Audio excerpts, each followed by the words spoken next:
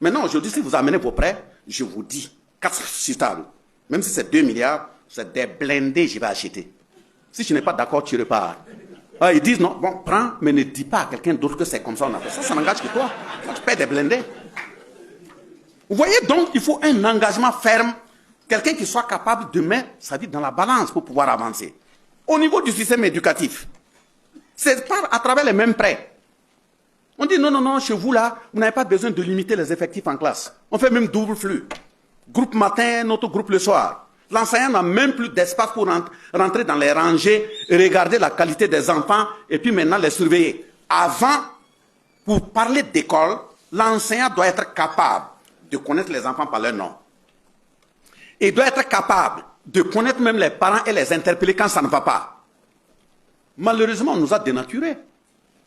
Vous imaginez même quand on est en ville, là, Ouagadougou, Bobo, même ici, vous êtes là, dans votre cour, des enfants des voisins, les amis de tes enfants là, ils viennent. On fait tout de façon instinctive. Hein? Des gens vont venir demander, ah oui, seulement, oui, tu as combien d'enfants? Quels sont tes enfants? Tes enfants ont des amis, ils sont 10, assis.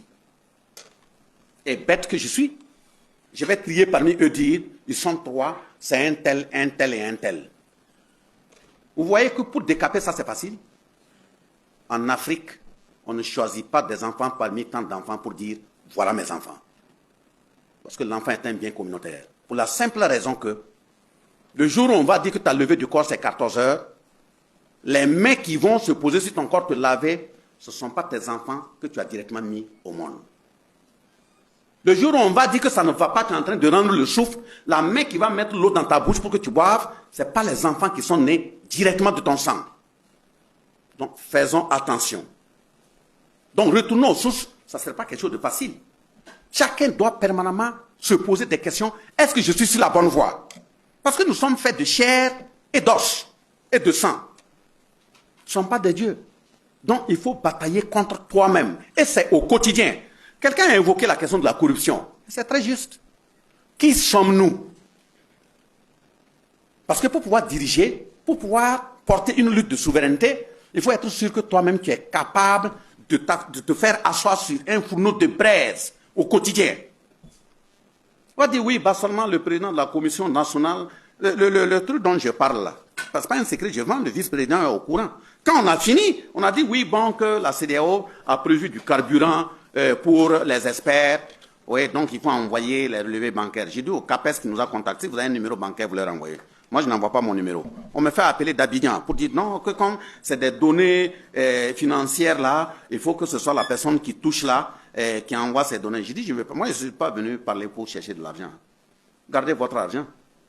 Vous croyez qu'un président de la commission nationale est à vos centaines de milliers là près? Si c'est ça, moi, ma vie là, ça coûte combien? Je n'en veux pas. Voilà. Si je n'en ai pas, Siré, c'est un yarga. Je vais aller prendre chez lui. Je préfère ça que ça. Mais pour pouvoir s'asseoir sur ça et puis dire qu'on ne veut pas là. L'argent qu'on a déjà disponibilisé, on veut t'envoyer. Tu dis que tu ne veux pas. Ça peut être aussi un essai. Pour voir ta frilosité. Comment tu vas danser rapidement parce que c'est de l'argent. Parce qu'on nous regarde aussi. À travers ces 3 prismes, qu'est-ce que tu aimes? Si on sait que le leader, c'est l'argent qu'il aime, on le guette pendant les rencontres internationales. Pendant la suspension, on le rejoint dans les toilettes avec une mallette. Quand on appuie là, ça saute. Tu regardes, tout est lisse. Rien n'est plié. Puis on ajoute une petite phrase. Pour dire la vie là est difficile, ça peut régler quelque chose. Ouais. Et quand tu prends, tu reviens, tu t'assois. Pendant les discussions, tu ne peux plus parler. Hein. Ton équipe même ne te reconnaît plus. Tu commences toutes tes phrases là par à dire, on gratte la nuque, il n'y a rien. On va aussi regarder, mais si c'est la nourriture là, on va aussi, dès l'aéroport là, on sait déjà qui vient. Voilà pourquoi ils donnent même la liste de qui vient représenter le pays. On a déjà tout préparé, si c'est la nourriture. Et puis c'est des accords vraiment difficiles qu'on doit signer pour embarquer ton pays. On va venir commencer la rencontre à 7 heures. Ils vont tirer ça jusqu'à 19 heures. Voilà, la nourriture, on n'en parle pas, puisqu'on sait que tu vas craquer. Puis après, maintenant, ils vont venir la nourriture, ils vont ouvrir les fenêtres. C'est eux qui savent où le vent part. L'odeur va rentrer, et puis on regarde tes yeux.